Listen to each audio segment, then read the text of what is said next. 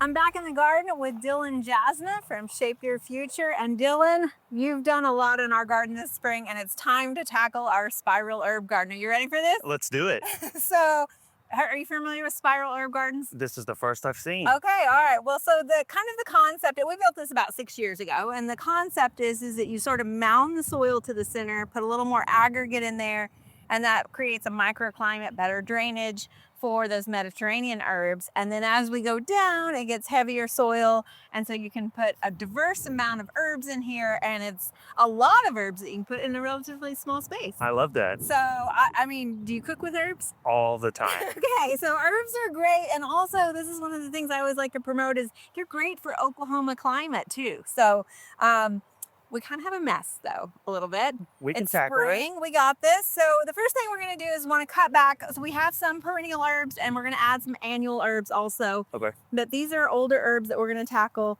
Half of our rosemary died. This is a variety called ARP, which is really cold hardy, but half of it did kind of give up the, the fight here. So if you could take those loppers and just cut that whole thing out Okay.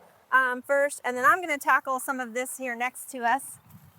The thing about pruning rosemary is that if you cut it back all the way to any of the just tissue, yeah, you really got to use some muscle. That's why I gave you that job. Now you know. If you cut it back to just this kind of stem where there's no green, you're not going to get any regrowth. But if we cut back to some of the stems that have some vegetation, like down here, then that will force that vegetation to grow. But we're removing a lot of the bulk off of this. And now, do you want to use the stuff we're cutting today for cooking or no? That's a good question. So I wouldn't recommend it. This is older. Rosemary can be somewhat semi-evergreen. So this has probably been on there since last year. So it's kind of older, doesn't have the fresh oils in it that you're looking for. You can just kind of clip some of this, put a ribbon out on it, and put it on a present. Or, you know, dry it and hang it in your car. Like that sort of stuff that you can still use for. Okay. So I'm gonna trim some of this back because we just got a lot of growth here. And there's a lavender under here somewhere.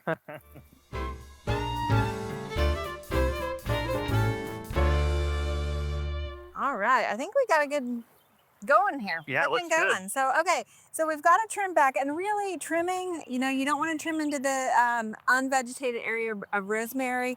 I think we can get another year out of this. The thing is if you don't keep trimming rosemary, it will get too woody. And at that point, you might as well just pull it and start new. Okay. But we're gonna go for another one. We found our lavender in here also, and our curry is regrowing. You are working on the oregano here, which is next year, we're probably gonna need to divide that. It's a little aggressive. So the idea here is we need to fill, like all garden beds, the soil sort of washes a little bit out. And so we need to put some more soil and aggregate there in our center so that we have better drainage. Okay. So really for aggregate, you can use anything.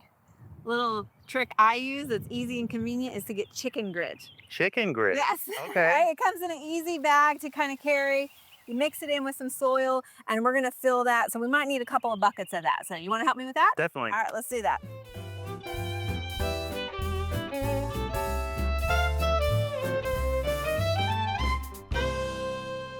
So Dylan, we've got a lot of plants here to get into our herb spiral garden. I kind of have them laid out for more drought tolerant that's going to go in that top upper center where we've got that aggregate in there for better drainage, to what will be more your traditional or maybe a little bit moist conditions. So any particular, I mean, I got them all here, I You think. do. You know, I love thyme. Okay, yeah. And I really love sage. And you got a bunch of different varieties here. You know, and that's one of the things why I have so many is because whether you're picking sage or thyme, there's a lot of different types of those, right? And so, for example, with sage, which is great for Italian cooking and all of those savory dishes. Mm-hmm. There's a purple sage that we have. There's also golden sage and variegated sage. So we have the variegated thyme here. This is high-ho silver, and it's got a little bit of a silver edge to it. We also have a creeping thyme here that's going to get smaller. So these are really great to put along the edges to kind of cover over those rocks also. So it kind of has a good function and the garden as well. Okay. I see you have a ton of lavender over here. Yeah, so we do have one lavender already in the garden, Mhm. but I went ahead and got some additional if we want to choose to put those in. So we have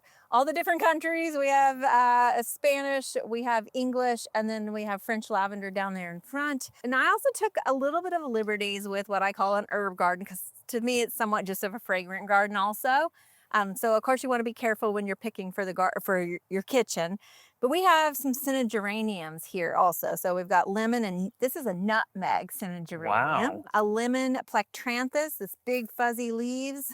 And this might look similar, but this is actually a Cuban oregano, which you can cook with, but it's a texture thing. A little fuzzy. So, yeah, it's a little fuzzy. So lemongrass, parsley, dill, cilantro, all of those are also great for pollinators. So those are the if you see caterpillars, if there's anything eating your herbs, it's likely going to turn into your butterflies. Okay. So yes, so plant extra is what I always say. And it smells amazing. It does, doesn't it? Are you ready to cook?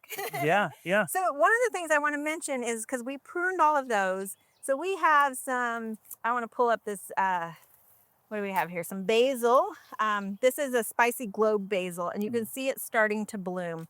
So pruning these when they're starting to grow, it doesn't hurt them at all. In fact, you really want to prevent them from blooming, because that fresh new growth that's coming out, that's the stuff you're wanting to cook with. That's where those good oils are. So by giving it a bit of a haircut, it is not going to cause any problems or anything like that.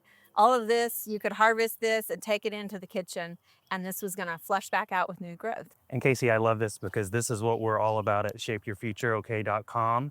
It's about fresh ingredients that you can add to your dishes without adding fat or oil or salt to your dish. It gives your food a lot more flavoring than just salt and pepper. Right? It really does. And plus you get to enjoy a hobby with it. You do, It's my and favorite it part. smells so good. Yeah, it's those little changes.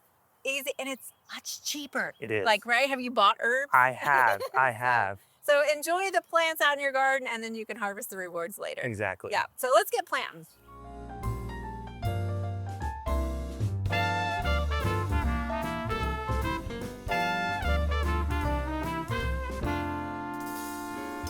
Casey, this looks fantastic. Isn't it amazing what you can do in just a couple of hours? It really is. So I can't stress enough, for anybody that's beginning and starting into gardening, herbs are the way to go. Yeah.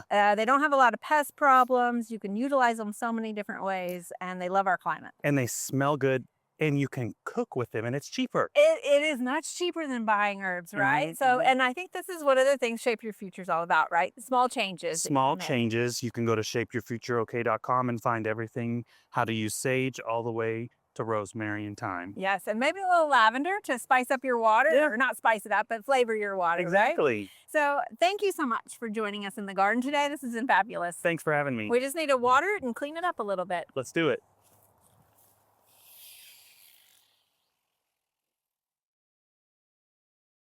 For more information about Shape Your Future, visit their website.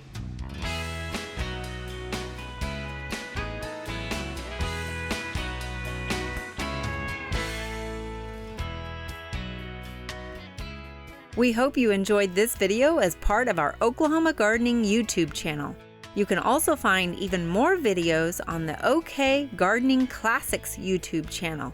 And join us on social media for great gardening tips, photos, and discussion.